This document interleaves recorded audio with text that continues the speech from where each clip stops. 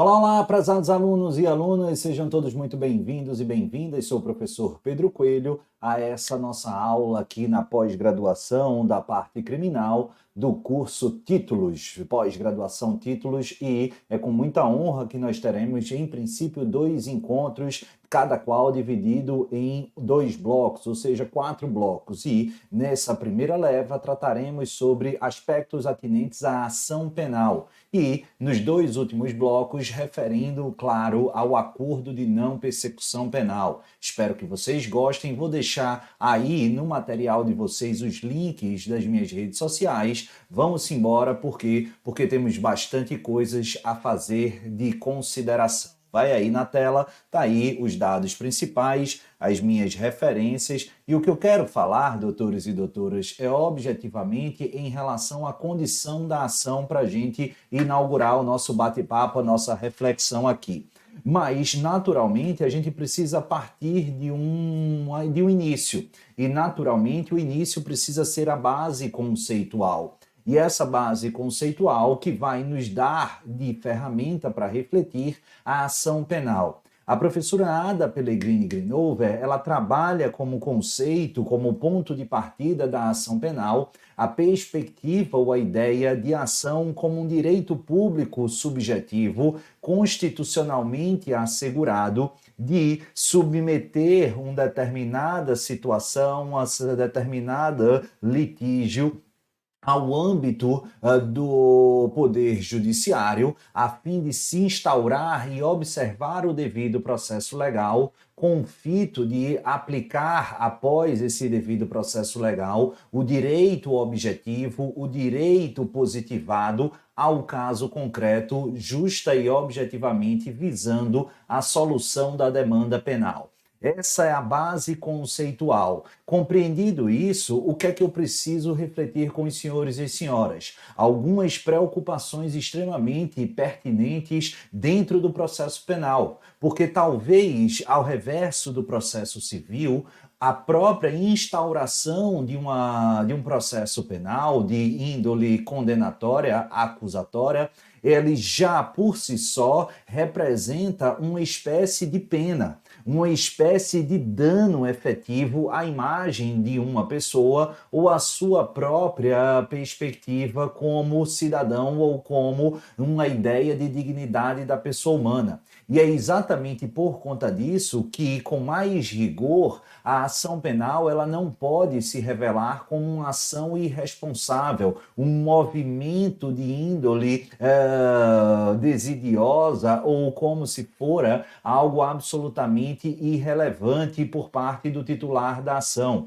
E é dentro desse contexto que a gente precisa trabalhar as condições da ação.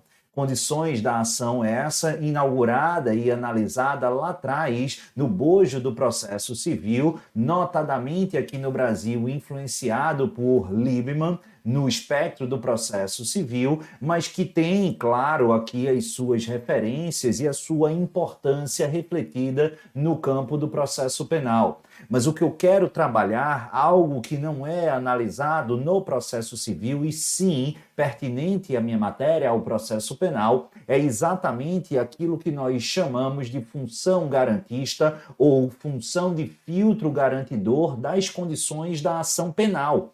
Por quê? Porque exatamente a partir do momento em que eu converso e trago à baila para os senhores e para as senhoras a efetiva perspectiva no sentido de que a ação penal, ela de per si já pode simbolizar, já pode representar um dano, um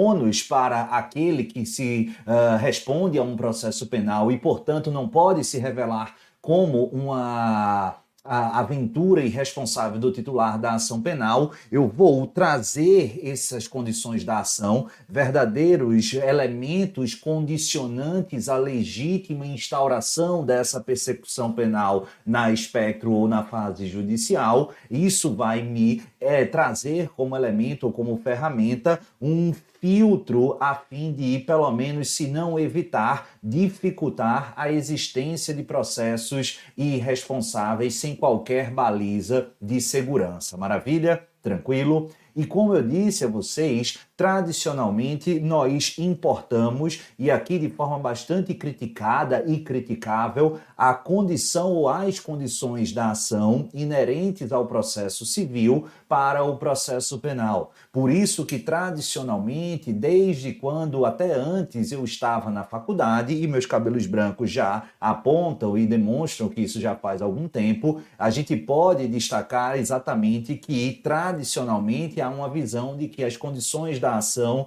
no processo penal também seriam a possibilidade jurídica do pedido, a legitimidade de agir e a legitimidade ad causam passiva e ativa e o interesse de agir. Mais recentemente, tradicionalmente, passou-se a inserir uma espécie ou quarta espécie de condição da ação, que é a justa causa. E mais recentemente, apesar de sempre ter havido essa crítica, a tendência hoje é afastarmos a possibilidade jurídica do pedido, conforme eu vou explicar daqui a pouquinho, tanto no campo processual penal, como também lá no processo civil, beleza? Agora, se vocês me perguntarem, Pedro, você referiu-se aí a uma opção crítica, apesar de majoritária e tradicional, de se importar essas categorias de ação penal indistintamente vinculadas ao processo civil ou ao processo penal. Por que isso? Porque a gente, lastimavelmente, desde os bancos da nossa graduação, nós estudamos aí a teoria geral do processo. Mas, na verdade, aquela teoria geral do processo é a teoria geral do processo civil. Não se respeita a natural independência e autonomia do processo penal e, fundamentalmente, há uma grande confusão de categorias inerentes ao processo civil e que não fazem sentido no processo penal.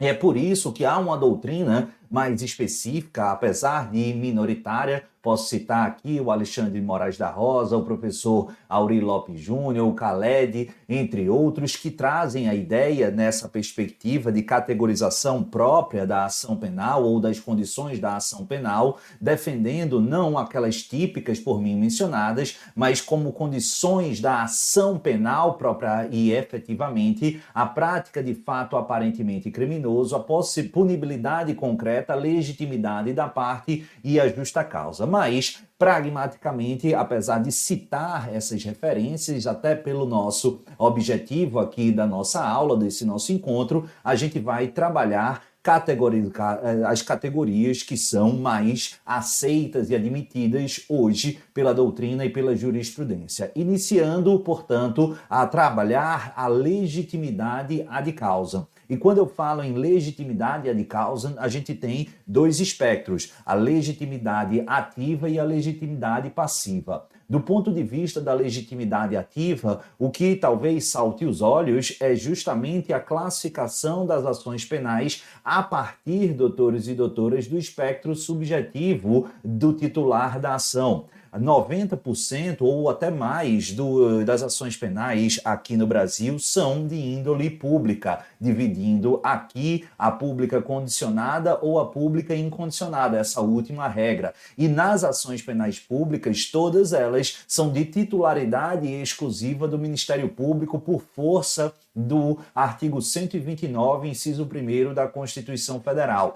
Apesar de muito criticada, notadamente eu posso citar na obra do professor Pacelli, que encontra e identifica nas ações penais privadas um resquício ilegítimo na visão do professor da vingança admitida pelo Estado, da vingança privada admitida pelo Estado, ou prevalece ainda a compatibilidade constitucional de ações penais privadas que se materializa não por denúncia, mas por queixa-crime, em que a vítima ou o seu representante legal são edificados na postura de titular da ação penal, beleza? Tranquilo? Show de bola? Até, doutores e doutoras, numa ideia na minha matéria do processo penal de exemplo de legitimidade extraordinária. Por quê? Porque a titularidade efetiva da pretensão punitiva, ela continua pertencente ao Estado, mas exercida por um terceiro, no caso, a vítima ou seu representante legal.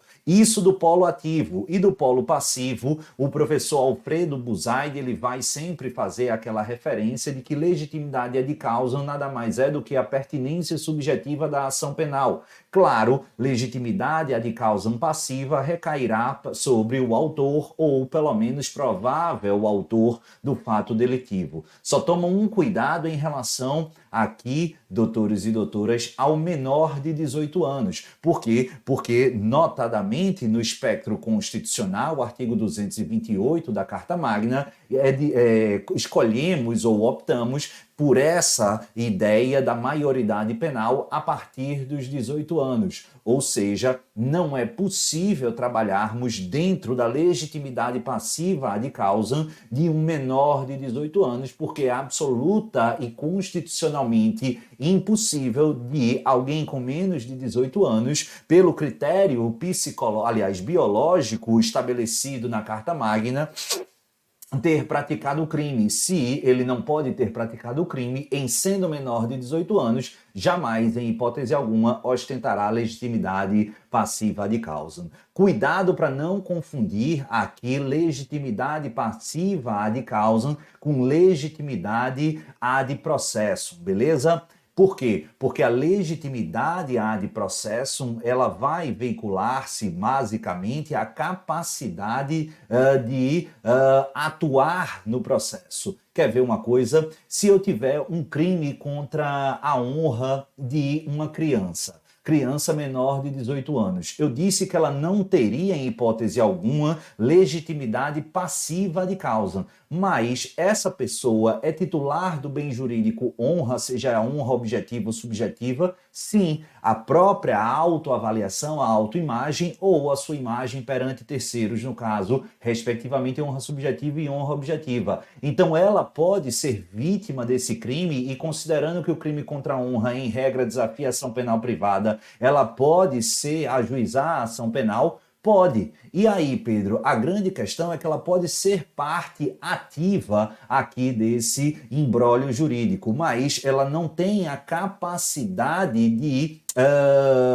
praticar atos processuais. Vai demandar o quê? Uma legitimidade para atuar no processo, a legitimidade ad in processum, que é um pressuposto e não condição da ação. Daí a necessidade de se encontrar nessa circunstância representada aí pelo seu representante legal. Então toma muito cuidado para não confundir quando a gente normalmente está falando legitimidade à luz de condição da ação, é a legitimidade ad causam e não a legitimidade ad processum que a gente vê inerente às perspectivas dos pressupostos processuais, beleza? Eu falei de menoridade, mas cuidado porque a menoridade, ela, ao menos do ponto de vista do réu, ao menos do ponto de vista da legitimidade passiva ad causam, ela afasta essa condição da ação e, portanto, inibe, obstaculiza o exercício de uma ação penal em desfavor de um inimputável etário, de um menor de 18 anos.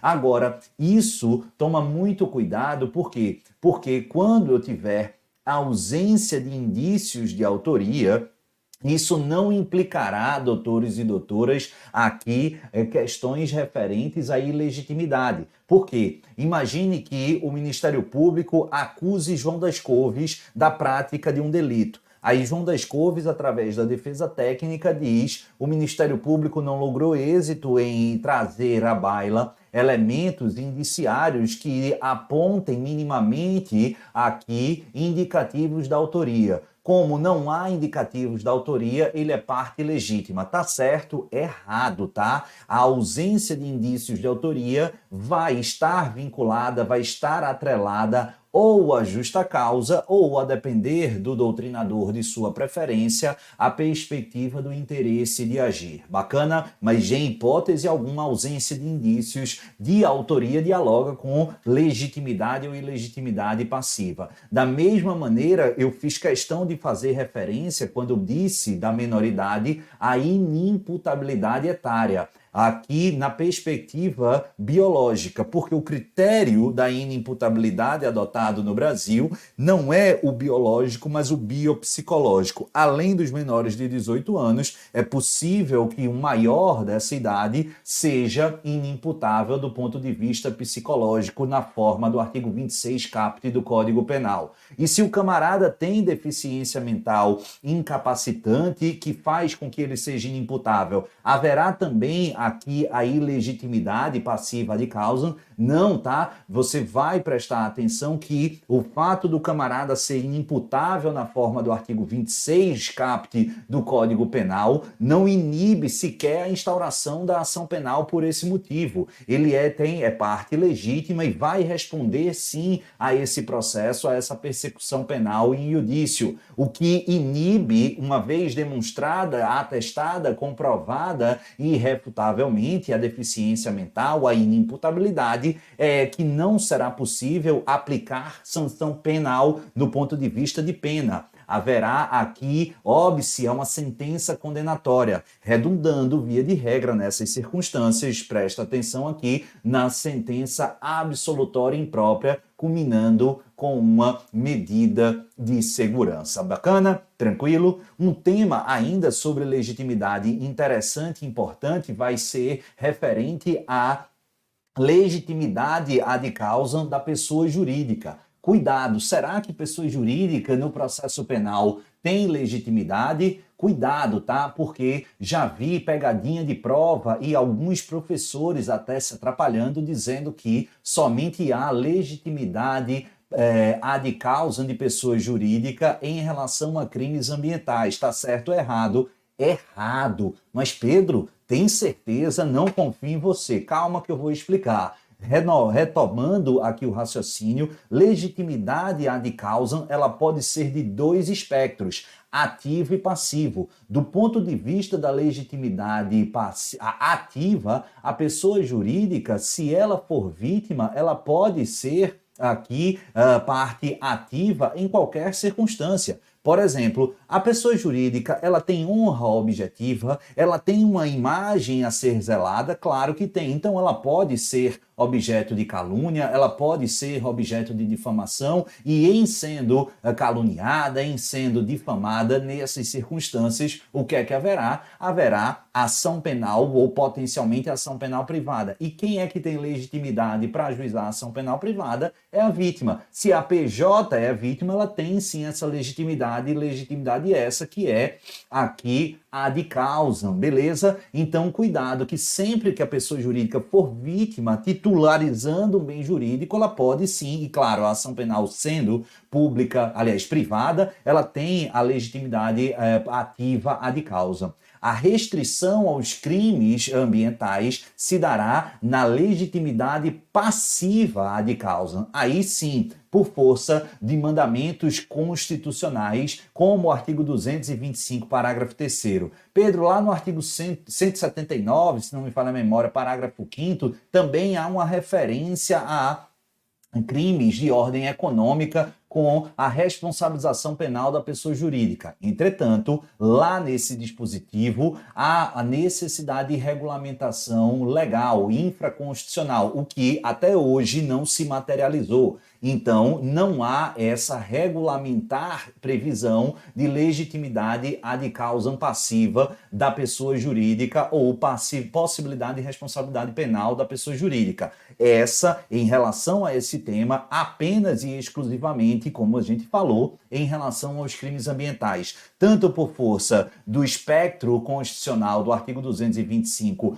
parágrafo 3º, como também do artigo 3º da Lei 9.605 de 98, a Lei dos Crimes Ambientais, que vai dizer o seguinte, vai na tela: as pessoas jurídicas serão responsabilizadas administrativa, civil e penalmente, conforme o disposto nesta lei, nos casos em que a infração seja cometida por decisão de seu representante legal ou contratual ou de seu órgão colegiado no interesse ou benefício de sua entidade. A responsabilidade das pessoas jurídicas não exclui a das pessoas físicas, autoras, coautoras ou partícipes do mesmo fato. E aqui, uma vez anotado e recapitulado a legitimidade passiva de causa da pessoa jurídica no espectro dos crimes ambientais, doutores e doutoras, o que eu quero te perguntar é possível que uma pessoa jurídica ela seja responsabilizada criminalmente, responsabilizada penalmente, responda a um processo penal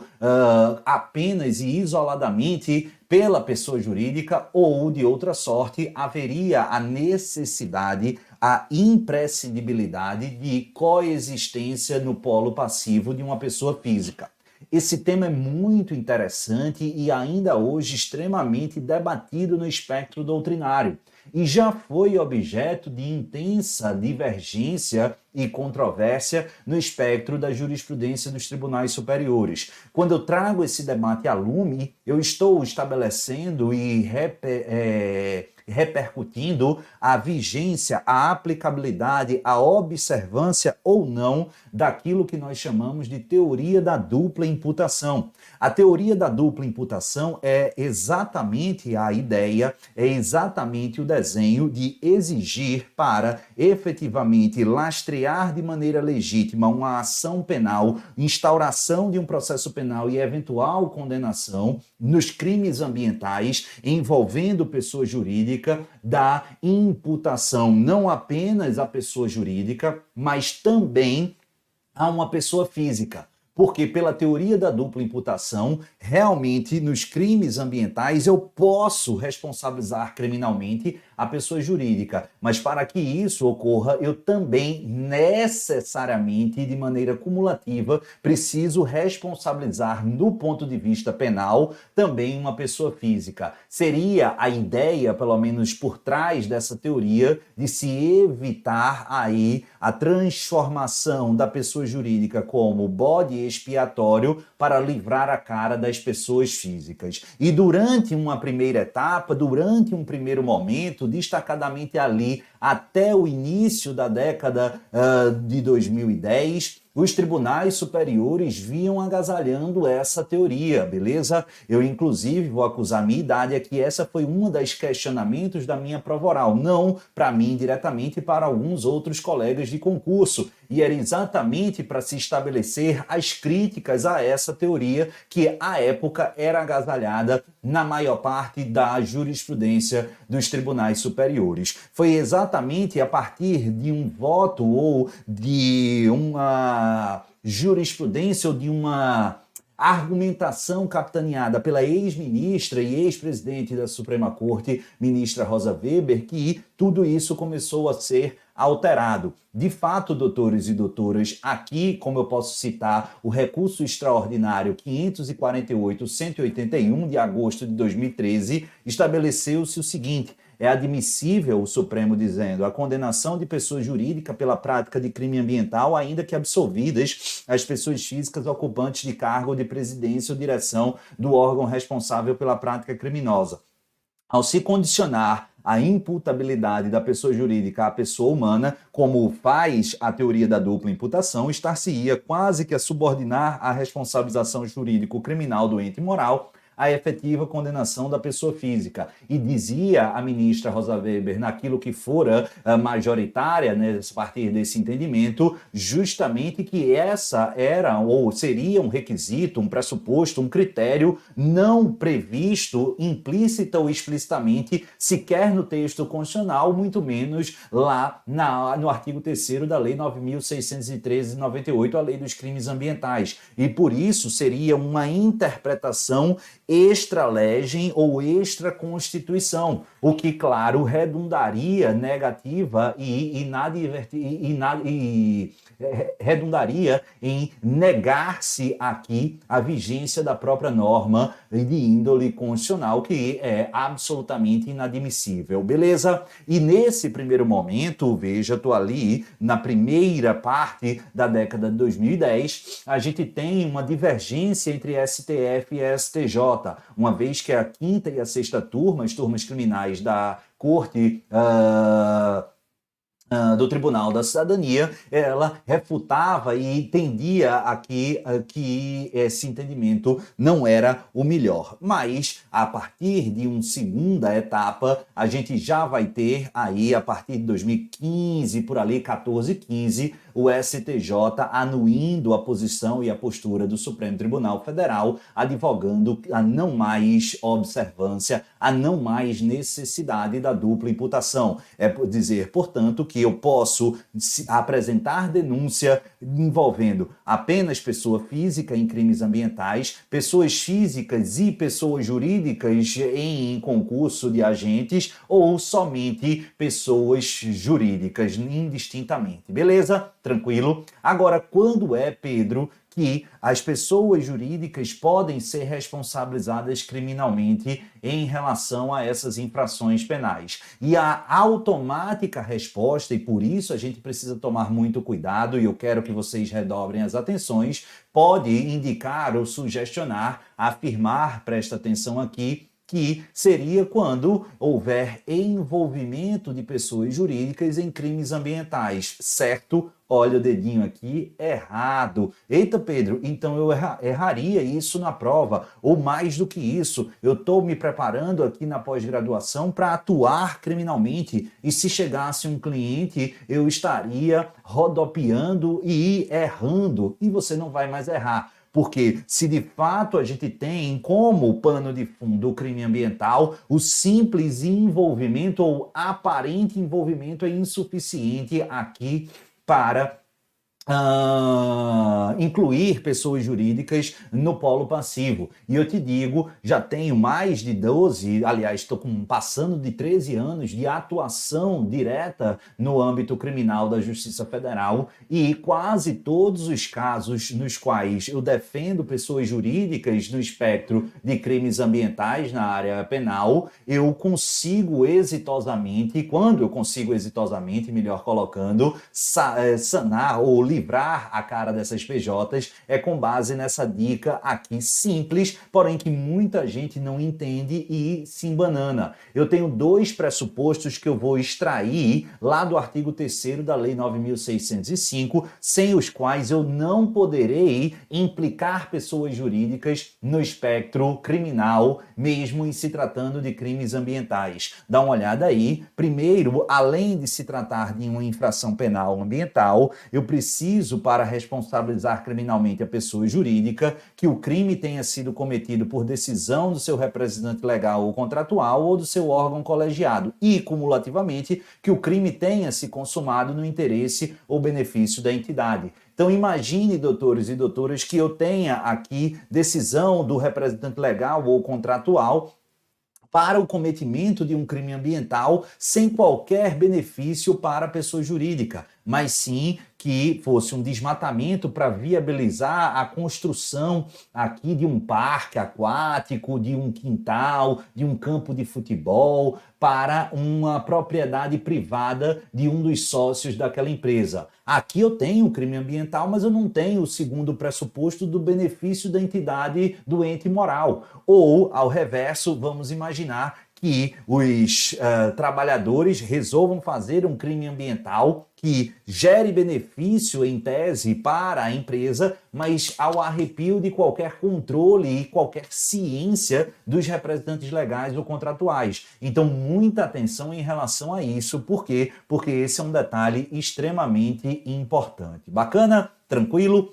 Eu ainda tenho um restinho de tempo nesse primeiro bloco e já vou avançar para analisarmos um pouco a segunda condição da ação. Vimos legitimidade e quero falar um pouquinho sobre interesse de agir. E o interesse de agir, classicamente, a partir da mais influente escola processualista penal, concordando se ou não com ela, que é a Escola Paulista de Processo Penal, ela vai se desenhar, ela vai se apresentar a partir de três aspectos ou três espectros chamados de interesse e necessidade, interesse, adequação e interesse utilidade. Então, interesse, necessidade, interesse, adequação e interesse e utilidade. Vamos estudar e vamos analisar, recapitulando os principais pontos de cada um desses aspectos. Primeiro, interesse e necessidade. Aqui ele nem precisa de muita preocupação. Por quê? Porque quando eu falo de interesse e necessidade no processo penal, ele é quase que tautológico, ele é quase que autoexplicativo.